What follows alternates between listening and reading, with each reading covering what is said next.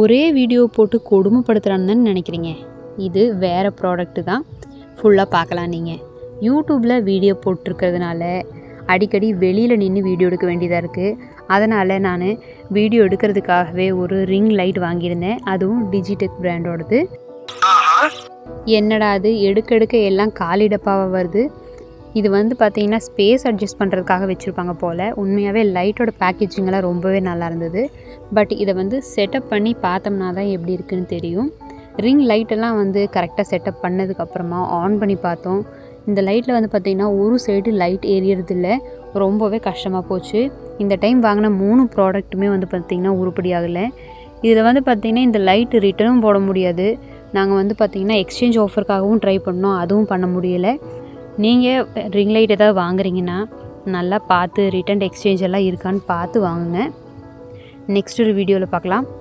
பாய்.